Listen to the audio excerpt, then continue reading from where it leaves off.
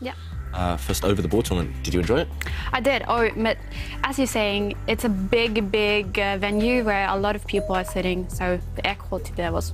Oh, really bad? Yeah. And only boys, you know? Yeah, they want it cold, right? Yeah, we've learned that. All right, well, game 3 started. David, what are we seeing? It's another Sicilian defense, this time slightly less cagey than the first game of today. It's the open Sicilian, Jan Nepomniachtchi, going on the attack early. And this last pawn move by White, pushing a pawn, then White g-pawn forward, shows his aggression. But Magnus reacts instantly. This is the height of opening fashion. This is one of the most trendy lines, the most trendy variations in chess right now.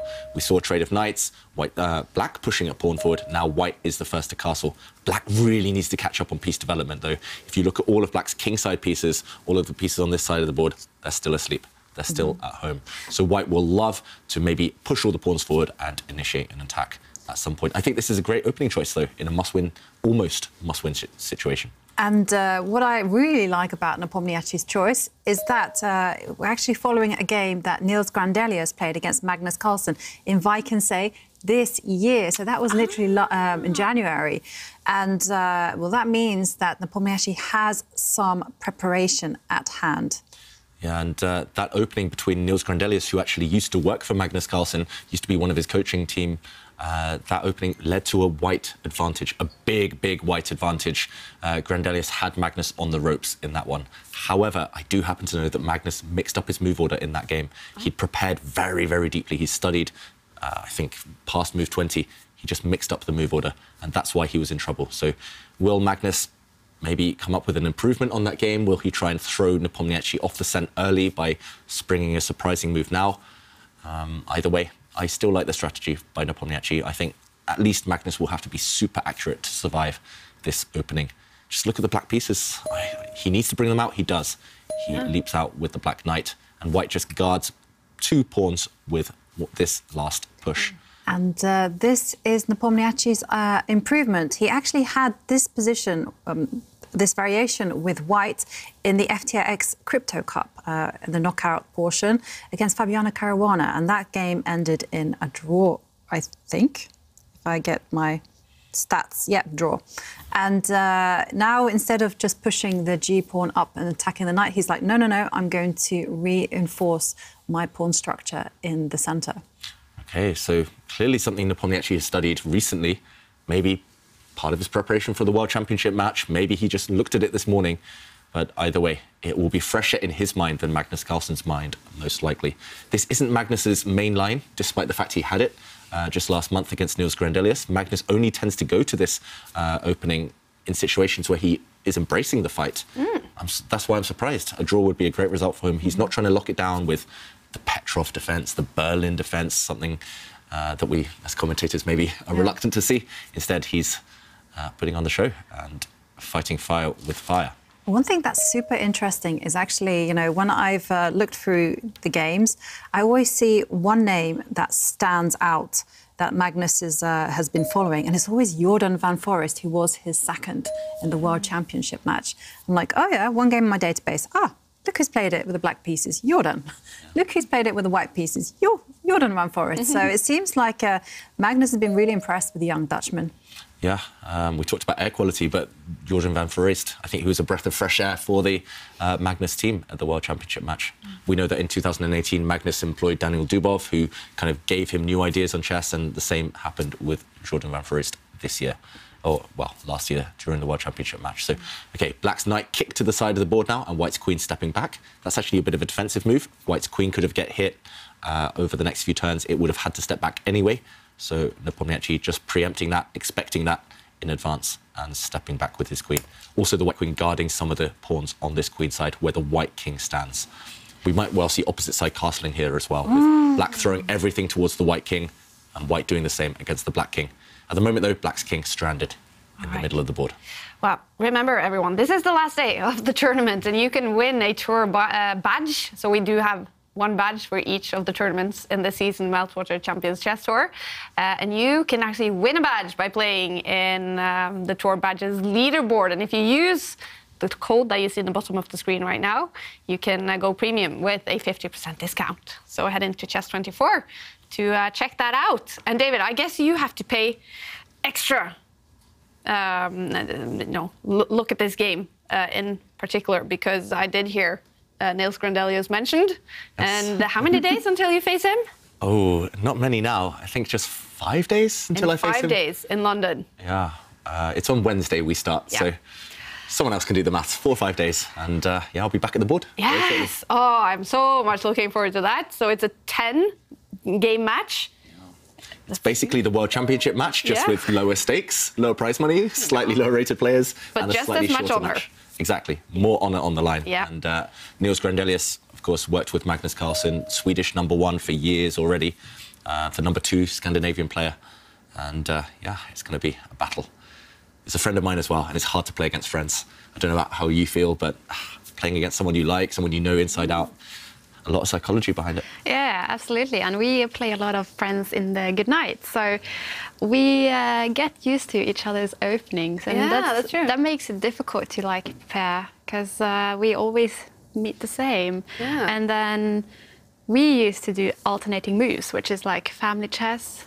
You have a partner basically. I like that kind of chess. Yeah, it's fun. It's nice because it makes it more interesting, and you see moves that are not really common. It makes it more fun. Yeah. Go on. Oh, sorry, I was just going to say that's one of my dreams on maybe a future edition, a future series, 1 year of the Champions Chess Tour, to see pairs chess, doubles chess, mixed doubles, for example. You could see Magnus paired up with one of the top women players in the world and alternating moves to see whether their styles match, collide, or whether they kind of... I don't know, players might get angry with each other, their teammates, finding it out. You said you've played this with your husband, Jovanka, and it can be really difficult, extra challenging, but also entertaining for the fans to watch. It could be entertaining. I remember once in 2008, there was an international mind sports Olympiad, and there was this option of pairs chess, but no one really knew what it was. And I remember David's mum, because David was very young, came up to me and said, David wants to play in this Olympiad. Do you want to be his partner for pairs chess? And I was like, absolutely. It'll be so much fun.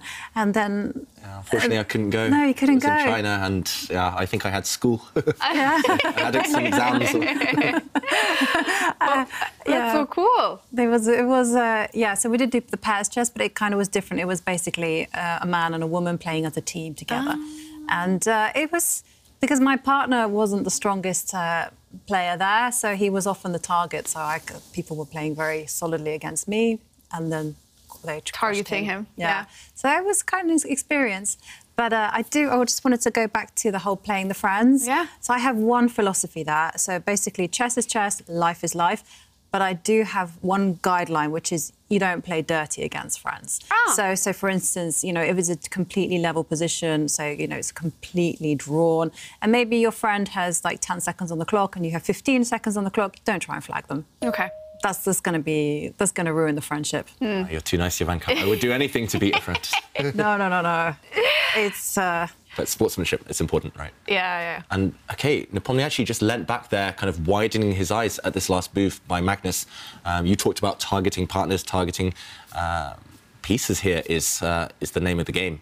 And Magnus Carlsen right now has hit the white knight, but it looks a bit scary for black. This white knight, after this pawn push, is attacked. It needs to move.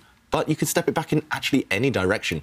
It's tempting to put it on the side of the board. Normally, knights on the rim are dim, but this knight can even leap forward later on to attack the black rook.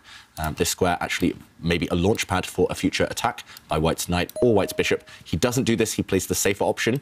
And talking of targeting pieces, the white knight was the target. Now the black knight on the side of the board is the big target. White's next move is nearly definitely going to be this one with his bishop, hitting this black knight. And where is this black knight going to run to? That is the issue for Magnus. For example, if he plays the move that he wants to, breaking out in the centre of the board, just to gain some space, just to fight against white's centre, I think this will be ignored. And this bishop move hitting the black knight is going to cause all sorts of trouble. Black has to now just defend it with a pawn. But this pawn structure for black, now it's doubled pawns, but also a very open kingside, means that black will never surely castle on this side. It's just going to end in checkmate. It's going to end in disaster. So really scary position for Magnus. Despite the evaluation bar thinking he's OK, black is the one who has to be more careful. And there we go, the evaluation bar actually shooting off in white's favour after crunching the numbers, maybe the horizon of the computer going a bit further, seeing that black is in trouble. In the current position, this is a huge strategic threat, hitting the knight on the edge of the board. Yeah, interestingly enough, we're still following that game that Jordan van Forest played with the black pieces.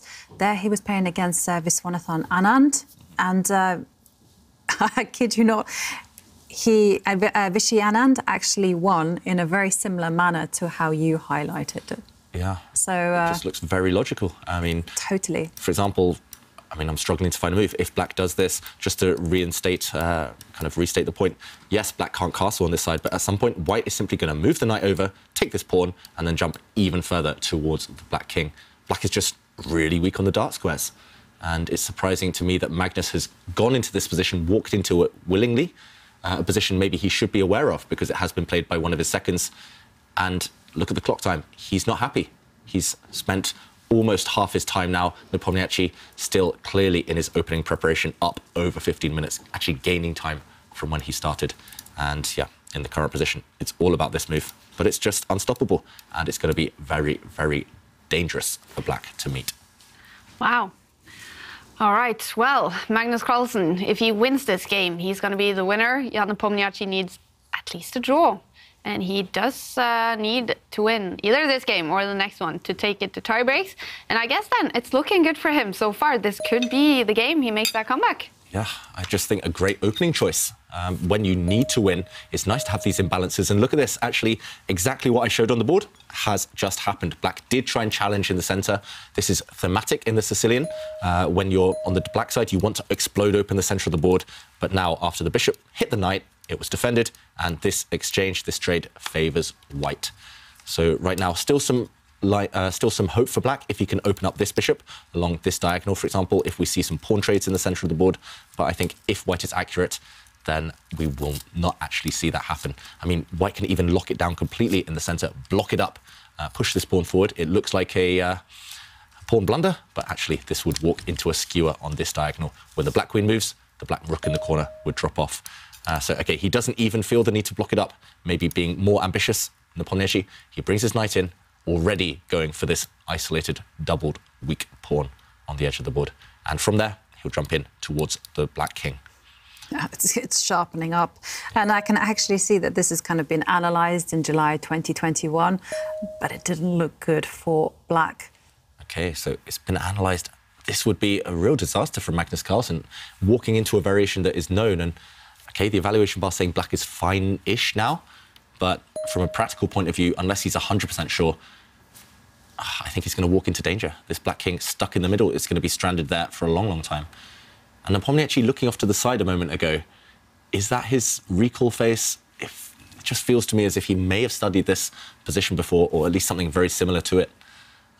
As Jovanka mentioned, this has been played before, much of this line, and he will be aware of the ideas at least. Yeah, I mean, this kind of reminds me of a lesson that happened to me many years ago when I played, well, I faced a very sharp opening against the Caro-Kann, and I didn't know my theory, and I lost very quickly. And what happened?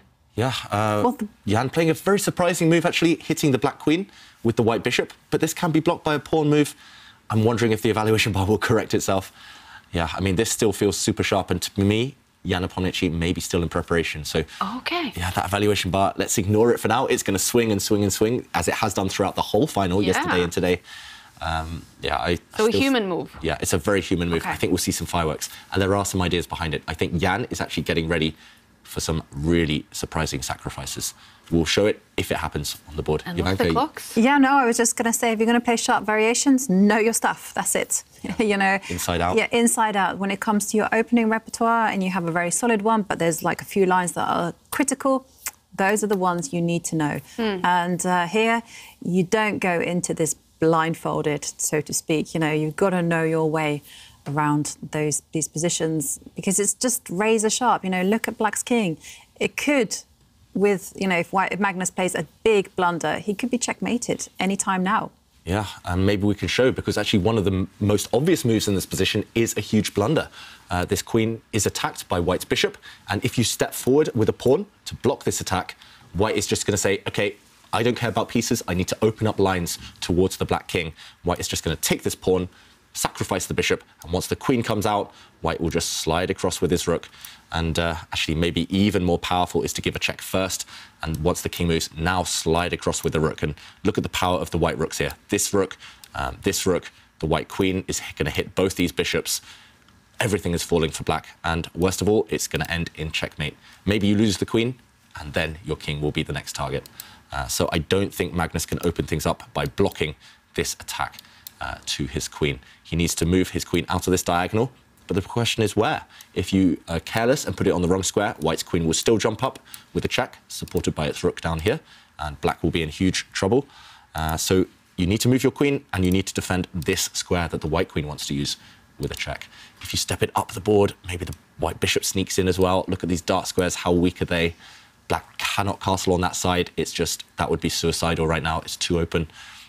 It just looks like huge trouble for Magnus. Maybe just by process of elimination, he needs to step the queen back to challenge the white queen, just to gain a bit of time. I don't think White wants to trade queens. White wants to give checkmate. But then again, once the white queen moves, still an attack against this queen, gaining time now for White. And oof, this looks super scary, and that's an understatement. I think black is in big practical trouble. OK, he does drop back with his queen. Now he wants to trade off. So black's queen threatening to capture the white queen, but white's queen is just going to move out the way. And Nepomniachtchi will continue the attack. Wow. And Magnus is almost 10 minutes down on the clock. How rare is that? Super rare. Yeah, and Nepomniachtchi has just under 15 minutes, you know. He's almost the same time that he started with, which is a great news for Nepomniachtchi's fans. And I don't like, and also to top it all off, I really don't like Magnus's position. And he doesn't like it either. You can just tell by his body language that, yeah, this has gone wrong. I think even if he saves this game, Magnus Carlsen, he will look back at this as a bit of an opening disaster. He's just been out-prepared. Jan clearly, when Jan gets back to the board, he'll play another quick move, I expect, but he's clearly in his preparation. He's clearly studied this or something similar before. Magnus, unfamiliar with the ideas, uncomfortable, being attacked. And also, last season of the Champions Chess Tour, when Magnus eventually triumphed, the only times he ever really lost games was by a direct attack against his king. It's all to do with king safety. He nearly never loses an endgame. He nearly never gets kind of tricked in simple positions. It's only when his king is the big target. And here the black king is the big target in the middle of the board. This feels like, for example, a Dubov game from the white side so far. It's just about whether Jan Nepomniachtchi can eventually trap that black king. But no queen trades. I think that's the only prediction I'm making so far. White will avoid this trade. If you were playing this, Katrina, with the black pieces, would you be scared right now? Would you be, you know, screaming out on your stream and feeling like this is going all wrong? Yeah, like, I think for me playing this position, I think it wouldn't happen because I don't play the Sicilian very often.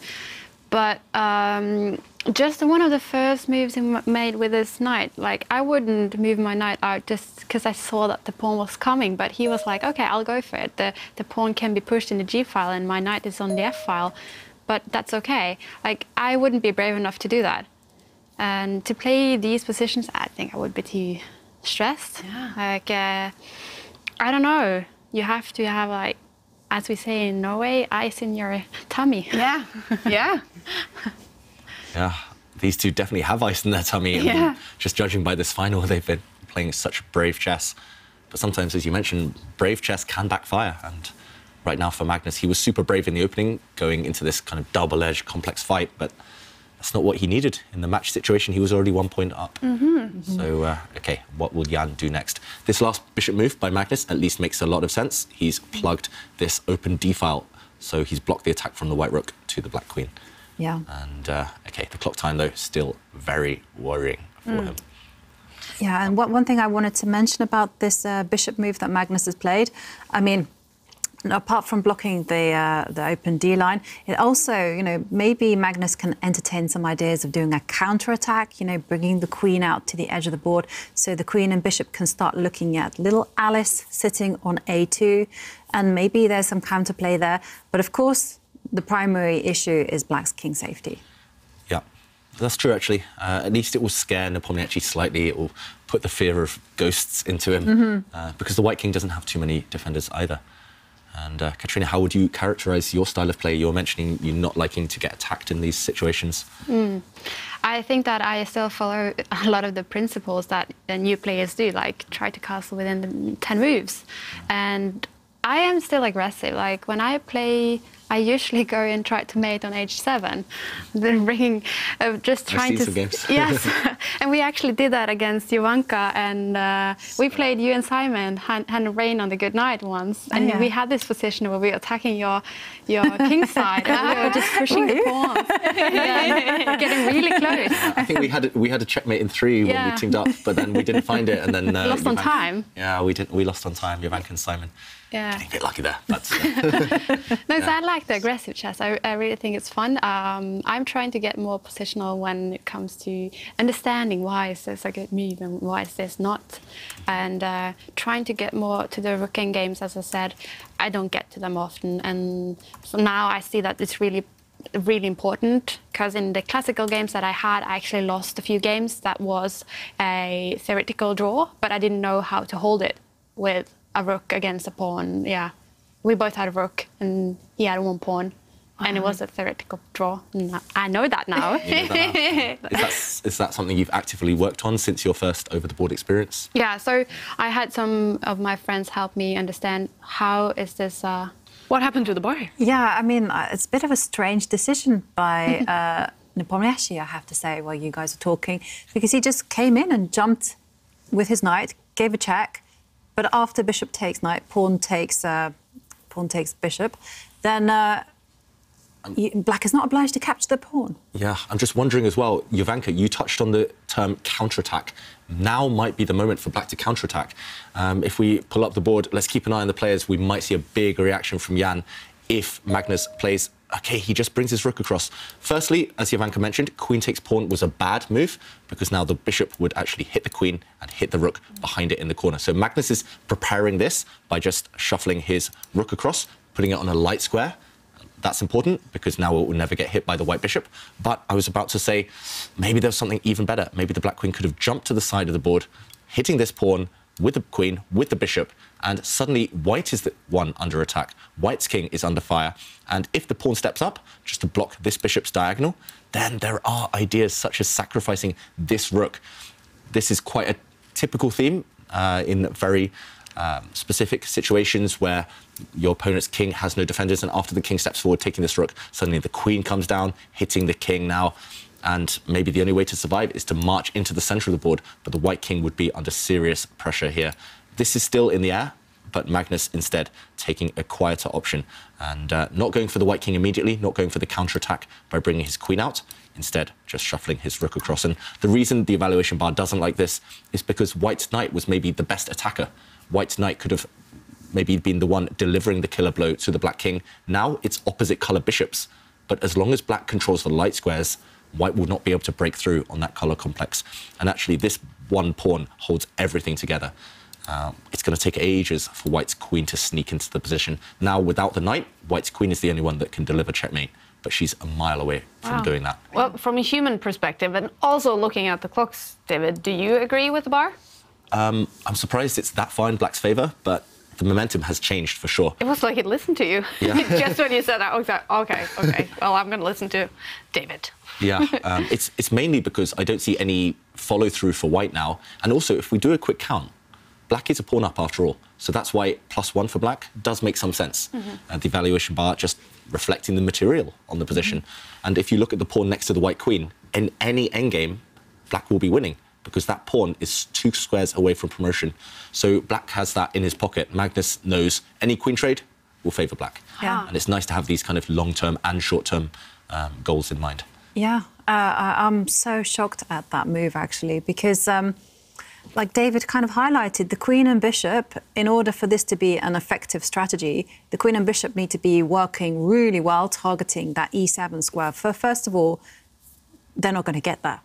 It's not, I mean, you can't enter that. It's just no way. So where is white's counter-attacking possibilities? And like you say, the more pieces that get traded off, the more that pawn sitting on F3 is going to become stronger and stronger. And it's something that Magnus can almost, I kind of use the word bully can bully Nepomniachtchi. It's like, you want to trade, you know, I'm going to just trade pieces. You want to make a trade? Here you go. And Nepomniachtchi will have to keep declining that trade. And all Magnus needs to do is get a safe king. Easy. Yeah, exactly. If the queens come off, it's just all going to be about black. And this last move, actually, I've been looking at it for a while. I like it from Magnus. He wants to bring the black rook down to the g2 square, to the second rank, where all of the white pawns are, and it's going to start picking off pawns. The two black rooks on great open lines. White's rooks, meanwhile, the one in the corner, not doing anything. The other one in the centre, blocked by a strong fortified bishop. Second heaven. Exactly, second heaven. The second rank for black's rooks. I mean, if they land there, it's going to be deadly. And if white tries to challenge for this g-file to try and trade off a set of rooks, black will still plant his rook on the g2 square, and it's going to be really hard for white to deal with. And Magnus looking much more relaxed than he did just 2 moves ago. Yeah, well, he's kind of escaped the worst of it. And this was actually something that we saw in the World Championship. You know, a lot of commentators spoke before the event that, you know, Nepomniachtchi's biggest danger was this, what they called the glass jaw, which is like a boxing term, you know, that's fragile. He gets hit, he doesn't get back up again. And it seems to be striking again. And it just seems to be like a super sharp position, and he tries to take the most direct way, and it's not successful. Sometimes you should be a little bit subtle. Yeah, in the last game, his mistake came after just 48 seconds of thinking, and then he made a knight sacrifice, which didn't work. This one, he made this knight check after a couple of minutes of thinking, but it was the wrong decision. And maybe just at that critical moment, investing another 2 minutes would have helped him find a stronger idea. And now the evaluation bar really hating white's position. I'm wondering what's going to happen if black's rook simply comes into the g2 square as predicted. Suddenly it's like, I don't know, somehow chess is like this, you know, like you're struggling all throughout the game, and then your opponent makes a mistake, and suddenly your pieces have found themselves in great counter-attacking squares. And the rook that wasn't that effective is suddenly can potentially line up with its partner on the, and they can hit together the c2 square, like David highlighted. The queen is primed to come in and jump out of the right stage. And look at this bishop that he's planted on the d5 square, which primarily was a defensive purpose. And now it can even sacrifice, okay, and there you go. The rook comes into the second rank. Wow. It's the best move, but it's also the most obvious move. So, of course, Magnus was going to find it. And the problem is, these white pieces, they look great on these open lines, but they can't break through. They're hitting against concrete here. They're hitting against granite. This pawn is so well defended for black, and this bishop defended by the black queen. We should mention another tempting move maybe for viewers at home would have been queen takes pawn. It looks like you can grab a second pawn for free, but now rook takes bishop would be possible because the queen no longer defending this bishop, and this pawn in the center is pinned. It cannot recapture because of a line towards it from the white queen. So this would have been a mistake, but Magnus, of course, would have spotted that and bringing his rook in, hitting a really tender spot in white's camp. Suddenly, the white king, which looks super safe, having 3 pawns shelter in front of it, is not feeling too good because if, for example, black gets another move, 2 rooks on the second rank, this is just going to be disaster. The black rooks are going to crash through and deliver a nasty checkmate over the next few turns. So, yeah, already dangerous for Jan. And if he lifts his rook up, which I think he has to, that only exchanges pieces in the best of worlds. For example, black can just do nothing. Black can even just wait. And if a rook capture happens here, look at this pawn. How strong is this? Yeah. Tying down both the white's queen and white's rook to this promotion square. Yeah, this one is one-sided traffic right now. And I think Jan is going to be really regretting that knight check earlier. He's just let black's rook into the heart of his position. And he has gone under 5 minutes on the clock, Jan Nepomniachtchi. He cannot lose this game. If he does, then Magnus Carlsen will be the winner of the Airthings Masters. And do you think that's now going to be the case, David, after 3 games today? Yeah, I'm struggling to find any active ideas from Jan. He's shaking his head now slightly as well. Does feel like we might not get a game 4. I wanted to see game 4. There's been so much excitement in every single game, but Magnus just one chance. He was given one chance in the last game. He seized it. Now one chance in this game. So far, he's seized it, and yeah, that's why he's the world champion. He is ruthless. And meanwhile, okay, Jan jumping in with the queen. That's brave. allowing black's rooks to come into the position. There is a threat from white. White actually wants to bring the rook up and capture black's bishop in the middle of the board, because if the black queen ever moves away, white's queen is going to zoom across, step in front of the black king and deliver checkmate. So some active ideas, but it feels like it shouldn't work. It feels like Magnus should have complete control. Can he just capture this pawn with his rook? That's what I'm working out. I don't think he can. Yeah, Stockfish, the computer, says black's best move is just a calm, solid defensive move, bringing the black queen down 1 square and challenging white's queen on the 7th rank. A queen trade, as we mentioned, will favour black. Black has this monster pawn on the f3 square. That is logical, but it's also tempting to look for more aggressive moves. So that's the only thing that might trip up Magnus Carlsen. Actually, that queen move, devastating, winning on the spot. But will he find it? It's also tempting to use one of the black rooks and capture this pawn that we mentioned on the c2 square, but that might backfire. So, OK, critical moment. Will Magnus find the best move? Everything else actually lets white back into the game.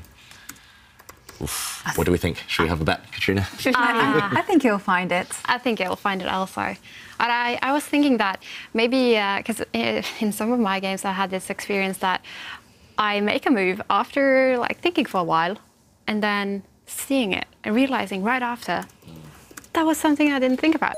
Yeah. And it seems like it happened to Nepomniachtchi twice. Yeah. Lightning does strike twice, and OK, Magnus, of course, finds the best move. We saw it yesterday several times. If there's only one move in the position, or if there's by far one move stronger than all the others, he is likely to find it. And he also mentioned that phrase in his interview yesterday, process of elimination. Even the top players do it. They see all the options. They think, OK, this doesn't work, this doesn't work, this one looks a bit complicated. They go for the final option, and often it's the best one.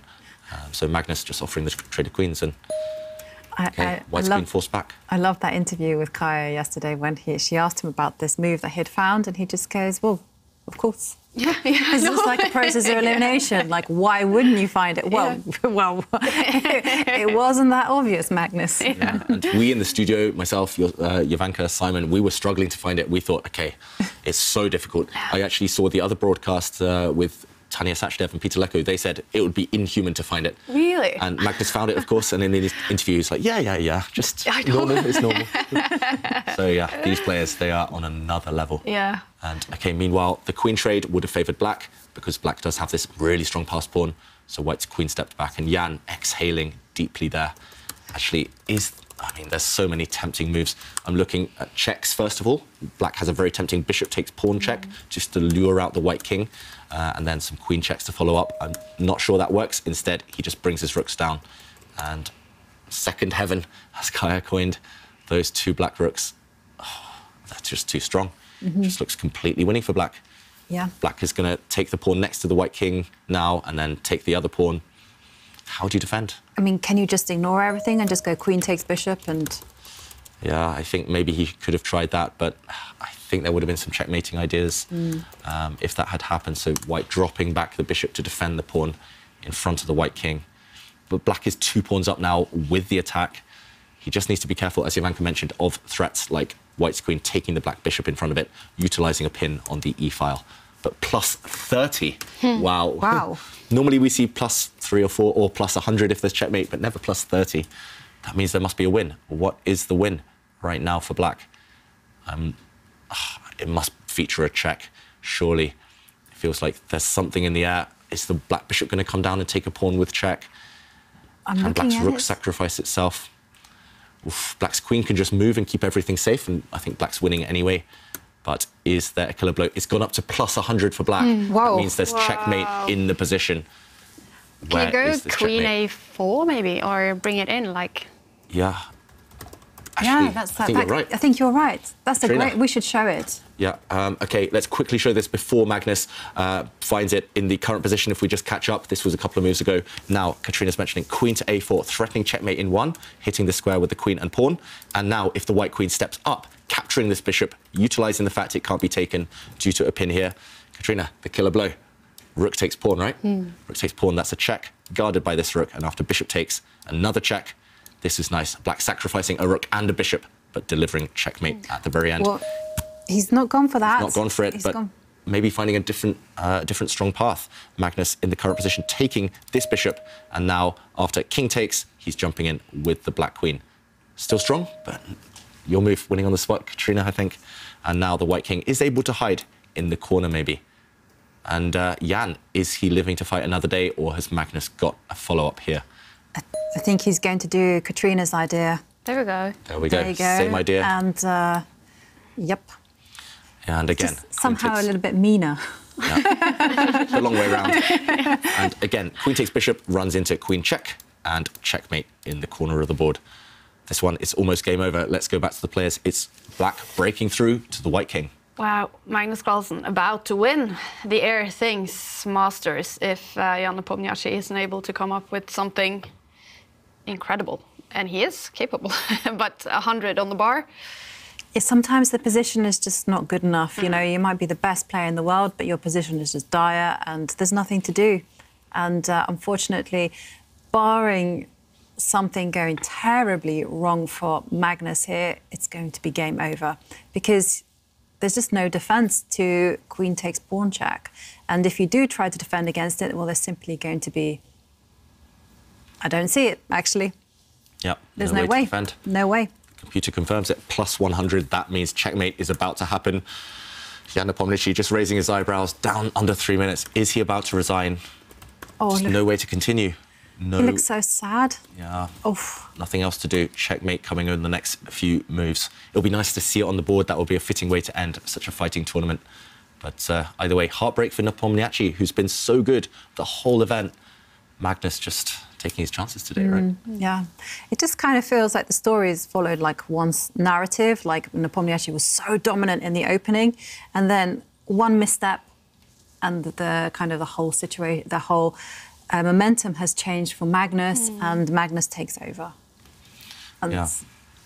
It's just, I mean, chess is so harsh. Just one slip, one wrong move in a promising position, and suddenly your opponent has everything. And Magnus still focused, still calculating, but by this point he knows that he's about to win the Airthings Masters. And okay, Magnus just waiting for the hammer to fall. Nepomniachtchi about to resign, about to give up. Okay, Yeah. moments away from the trophy. And what a hard-fought and fantastic final by Jan Nepomniachtchi. We know he's been under a lot of pressure. A lot of things has been on his mind. It must have been hard to focus. He has played some fantastic games. But there it is. It ends here. Magnus Carlsen winning 2 games today. He is the winner of the Airthings Master after an incredible final with the great Jan Nepomniachtchi. But Magnus Carlsen showing his genius in this final. We've had incredible fighting.